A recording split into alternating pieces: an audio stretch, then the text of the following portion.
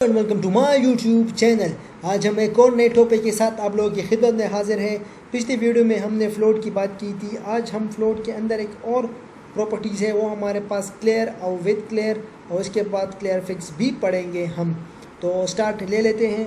पहले हमने एक हेडिंग लिया है H2 में, उसमें हमने लिखा है विदाउट क्लियर।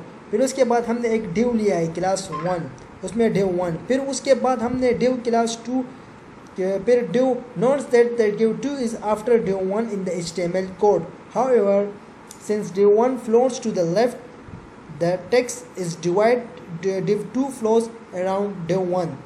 उसके बाद हमने लिया H2 with clear.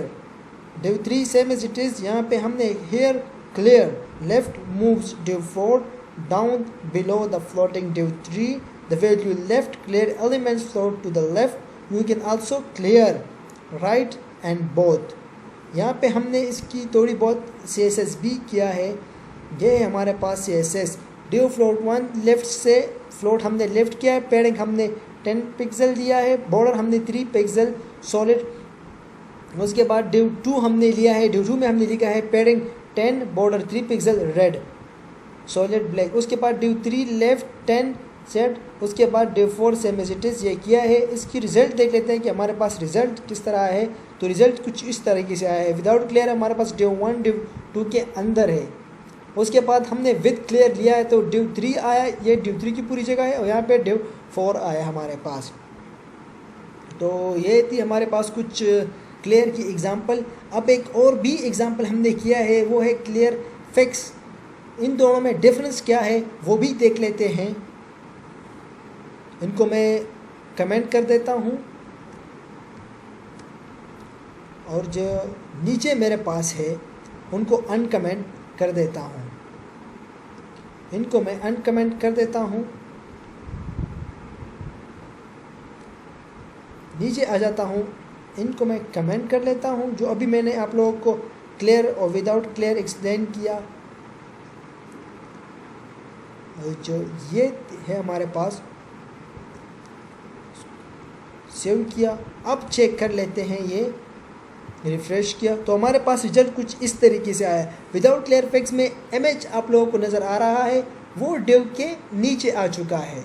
और with new modern clear fix जो हमारे पास है, उनमें डिव के अंदर ही हमारे पास इमेज आ चुका है। इसको थोड़ा बहुत एक्सप्लेन कर लेता हूँ मैं आप लोगों के लिए, ताकि आप लोगों को और भी वाज़ेह हो। This image is floating to the right, it also trails then the element containing its overflow outside its container।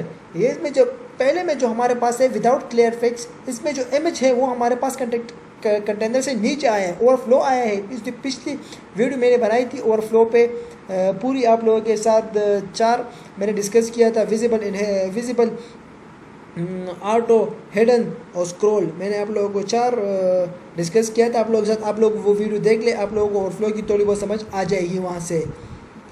उसके बाद यहाँ पे मैंने फिर एक इमेज लिया। इमेज में मैंने क्लास लिया इमेज 1, ये हमारे पास इमेज है। उसकी 170 मैंने विद दिया, हाइट भी मैंने 170 दिया, और यहाँ पे कुछ डमी टेक्स्ट लिया। फिर H2 में मैंने उसको क्लियर राइट किया with new modern clear fix, add the clear fix. उसके बाद यहाँ पे मैंने एक इमेज दोबारा लिया, वो जो हमारे पास कंटेनर के अंदर थी। एग्जांपल ये मेरे पास कंटेनर के ओवरफ्लो है, और ये बिल्कुल इसमें इमेज अंदर आई है। ठीक है, तो ये कुछ डिफरेंस थी इन दोनों में। अब आप लोग क्यों बोलोगे कि इन दोनों में डिफरेंस क्या है? आपने same as it is with भी लिया है, सेम एज इट इज़ यहाँ पे भी विद लिया है। अब ये ओवरफ्लो क्यों हुआ है? ये ओवरफ्लो इसी वजह से हुआ है। ऊपर CSS देख लेते हैं हम। CSS में यहाँ पे आप लोगों को नज़र आ रहा होगा कि div 1 में मैंने ये पैडिंग लिया, इमेज को मैंने फ्लोट राइट किया है। इमेज फ्लोट राइट, दोनों में इमेज फ्लोट राइट पे है। तो यहाँ पे clear image contain clear both display table में मैंने किया है। यहाँ पे मैंने जो लिया है ये है हमारे पास, ये यहाँ पे मैंने क्लास क्लियर फिक्स यूज़ किया है, तो इसी वजह से ये इसमें अंदर आया है।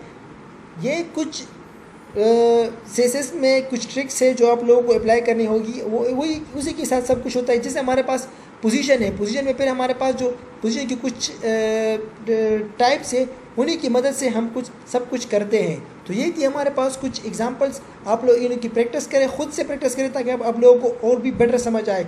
मिलते हैं अगली वीडियो में, तब तक दुआओं में याद रखिएगा। अल्लाह हाफिज़।